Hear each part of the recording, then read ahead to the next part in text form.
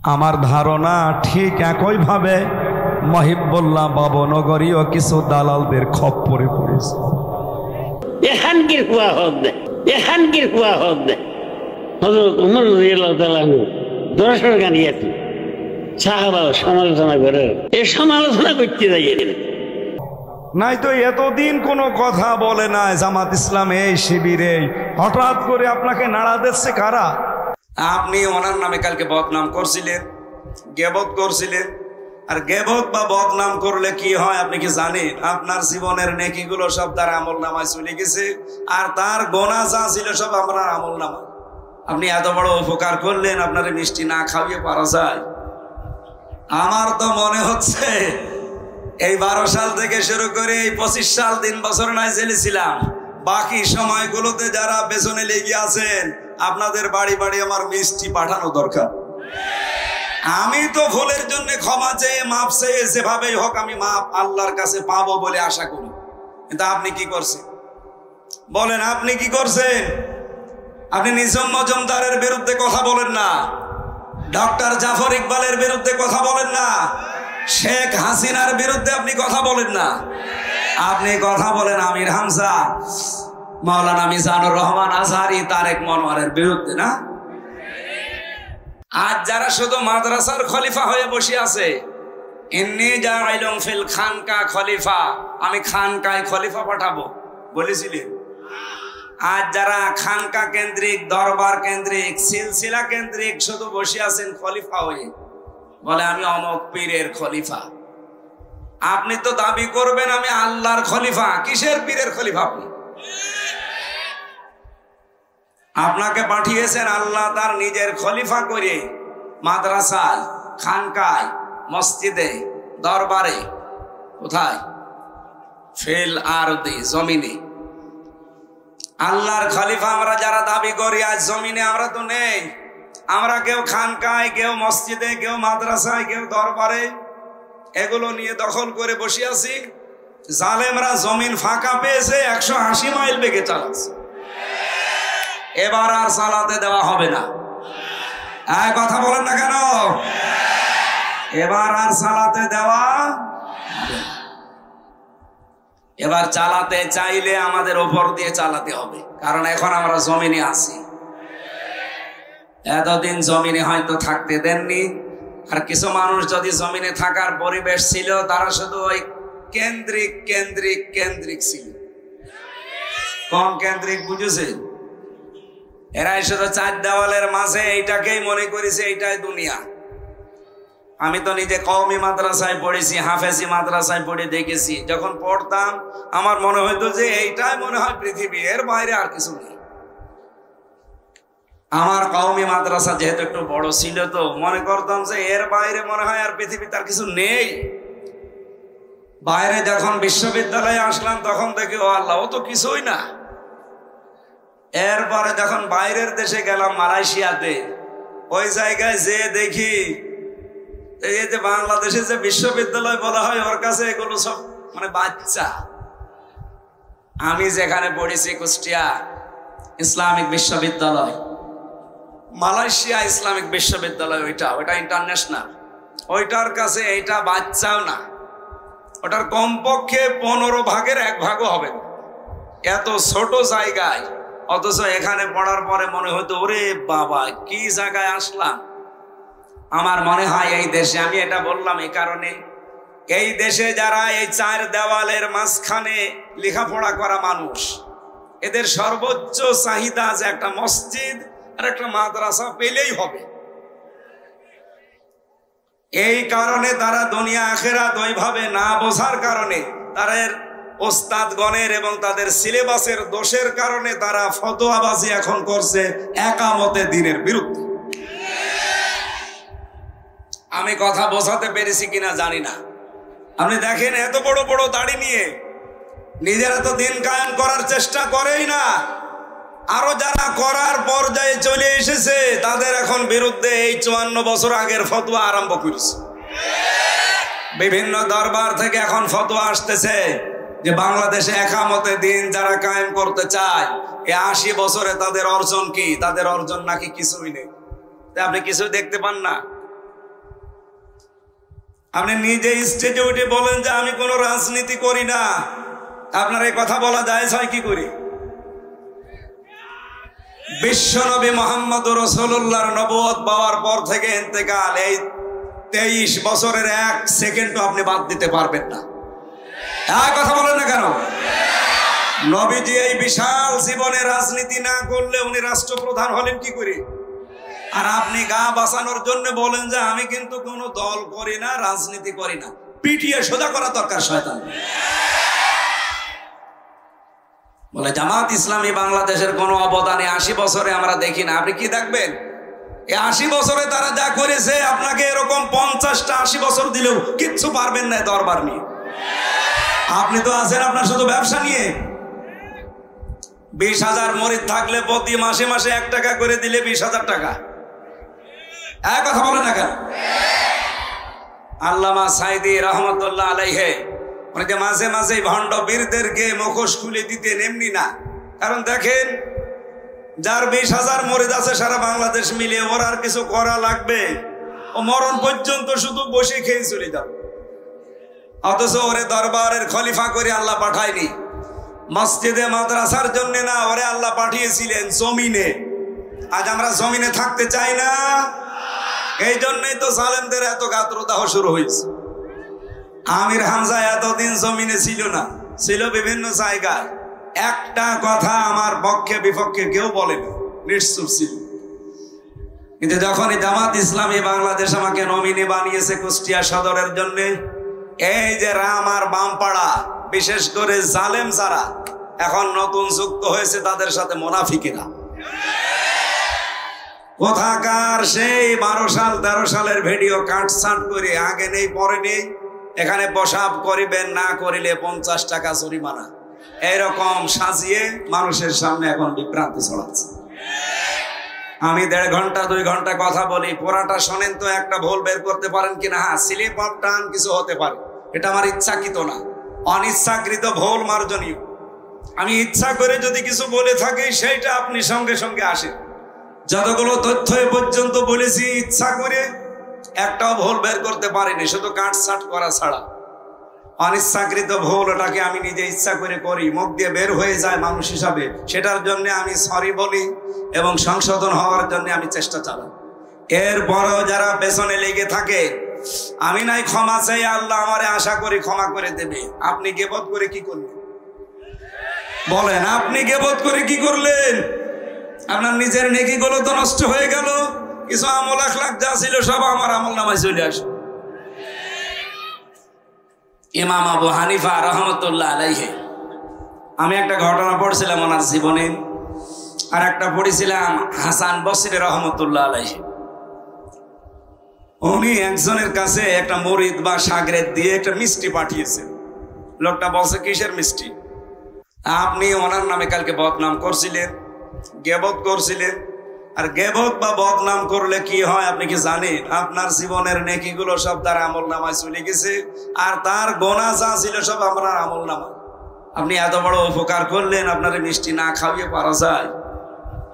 আমার তো মনে হচ্ছে এই 12 সাল থেকে শুরু করে এই 25 সাল 3 বছর নয় জেলে ছিলাম, বাকি সময়গুলোতে যারা পেছনে লেগে আছেন, আপনাদের বাড়ি বাড়ি আমার মিষ্টি পাঠানো দরকার।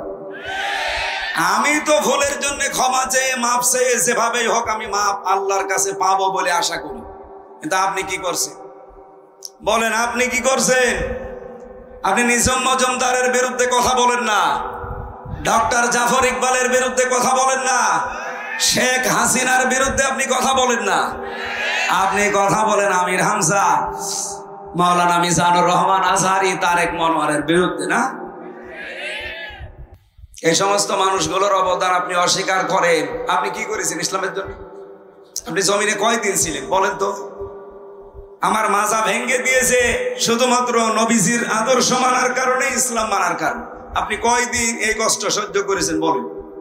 আমার মাজায় দড়ি টাঙিয়ে 11 ঘন্টা টাঙিয়ে রেখেছিল জালেমরা, 11 ঘন্টা।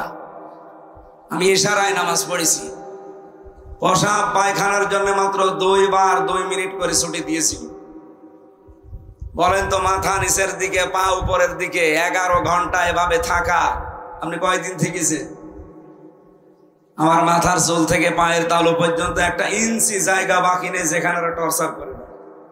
আর আপনি ফতোয়াবাজি করেন দরবারে বসে বসে না? আপনার পেট আর জহব্বা ছাড়া কি আছে কি? কিছু কিছু পীর এই দেশে আছে না, যারা জামাত ইসলামের অবদানকে দেখতে পায় না। এদের দেখবেন শুধু পেট আর জহব্বা, এই দুইটা বাদ দেবেন কিচ্ছু পাবেন।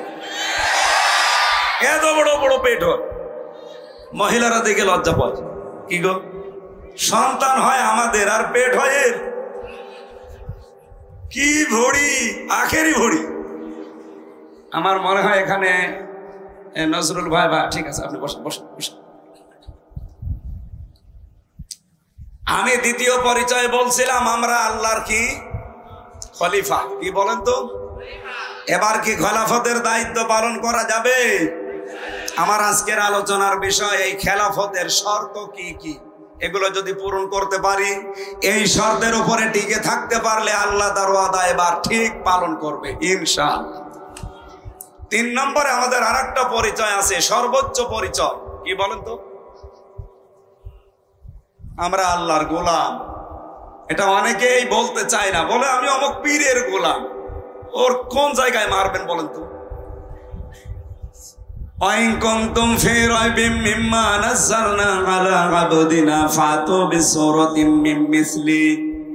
আল্লাহ পাক বলেন কোরআন আমি আমার যে বান্দার উপরে নাজিল করেছি, এখানে কি বলেছে যে এটা আমি নাজিল করেছি এমন কোন বড় কোন বিষয় দিয়ে? আলা আব্দিহি, আমার বান্দার উপরে।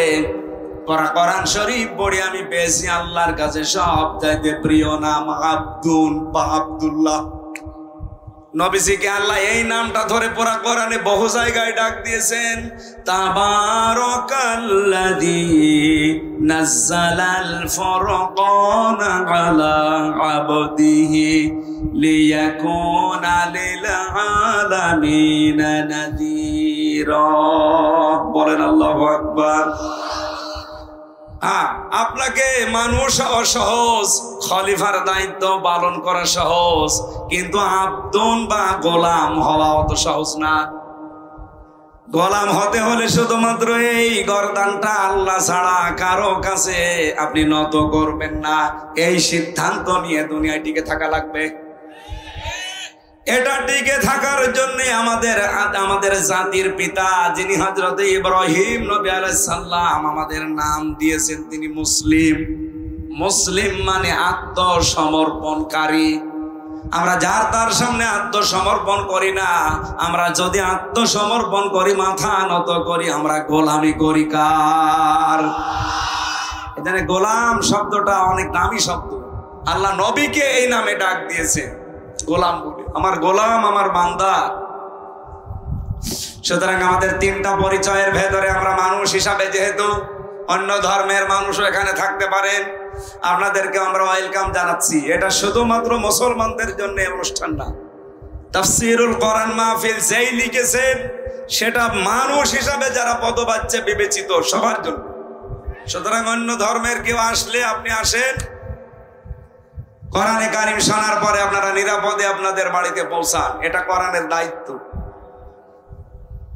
ওয়াইন আহাদুম মিনাল মুশরিকিনা ইসতাজারাকা ফাজিরহু হাত্তা ইয়াসমাআ কালামাল্লাহ সুম্মা আবলিগহু মা'মানা।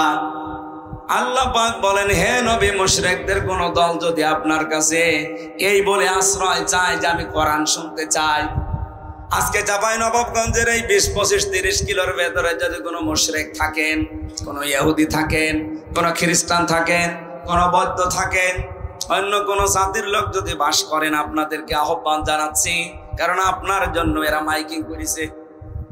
কি কথা বলেন না কেন? প্রচার সবার জন্যই হয়েছে। আসেন, আল্লাহর কোরআন শোনানো হবে। নিরাপদে শোনার পরে আল্লাহ পাক বলেন, হে নবী, এদেরকে আপনি বাড়ি পর্যন্ত নিরাপদে যেতে পারে সেই ব্যবস্থাও করে দেবেন। আর বাংলাদেশে এখন সেই ব্যবস্থা অলরেডি আছে। আপনি আসেন, শোনার পরে আপনি নিরাপদে যান। যেহেতু মানুষ হিসাবে আমরা দলমত নির্বিশেষে, জাতি, বর্ণ, ধর্ম সবাই এসেছি, কিন্তু আমি খলিফার দায়িত্ব বুঝিয়ে দেওয়ার জন্য আজকের তেলাওয়াতকৃত আয়াত সূরা নূর 55 নম্বর আয়াত পড়েছি। লক্ষ লক্ষ হাদিস থেকে মাত্র একটা হাদিসের টুকরা পড়েছি। এর পরের অংশে আরো কিছু কথা আছে, আমি হাদিসটার হালকা ব্যাখ্যা করার পরে তাফসিরে চলে যেতে চাই। আন আবি হুরায়রা রাদিয়াল্লাহু তাআলা আনহু قال قال النبي صلى الله عليه وسلم। না, এইভাবে তো ক্লাস করা যাবে না। এই ছেলে দাঁড়িয়েছেন কেন? বসেন। মাঝখান থেকে খালি ওঠাউঠি করে। এই ছেলে বসো। কেউ উঠবেন না, ঘন্টা খানেক সময় নিচ্ছে, কেউ উঠবেন না। বসেন বসেন।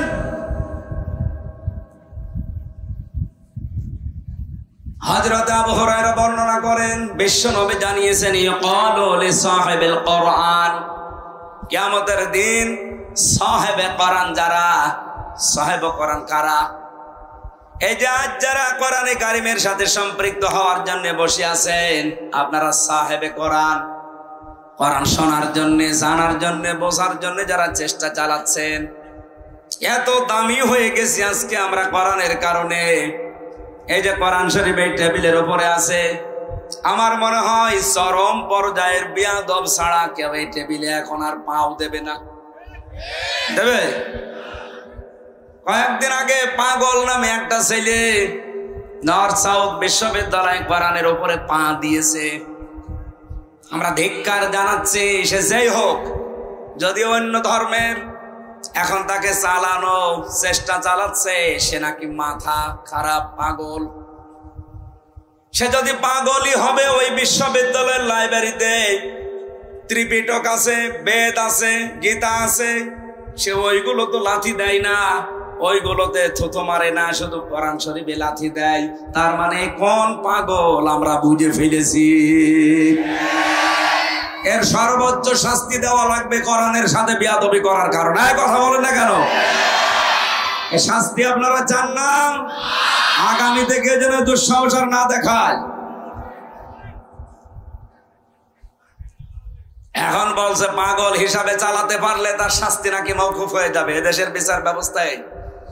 আমার মামলার যে লোকটার কারণে, সাকিব, তরবারি সাকিব তার নাম, ওর বাড়ি হচ্ছে সিরাজগঞ্জে। মাঝে মাঝে হাজিরা দিতে যেতাম, ওরে দেখতাম। ও এখনো পর্যন্ত ছেলে আছে, ছাড়া পাইনি। ও সিরাজগঞ্জ থেকে বাসের উপরে একটা কাঁচির মাথায় এভাবে কাপড় পেঁচিয়ে নিয়ে গেছে, যে সংসদের সামনে করছিল। পুলিশ ধরে বলছে, ওই বেটা এখানে কি করিস? ওই 20 সালের কথা। বলছে আমি এই সংসদ ভেঙে ফেলবো। সংসদ ভেঙে ফেলবা মানে? এই কাঁচি দিয়ে সংসদ ভাঙা যায়? যায়। আমির হামজার ওয়াজ শুনে আমি উদ্বুদ্ধ হয়েছি। পুলিশ ওরেও ধরে নিয়ে গেছে, আর আমার নাম যেহেতু বলেছে আমারও ধরে। এই যে ধরে নিয়েছে, এই মিথ্যা, এই পাগলের কল্প কাহিনী, এর উপরে 3 বছর আমার জেল।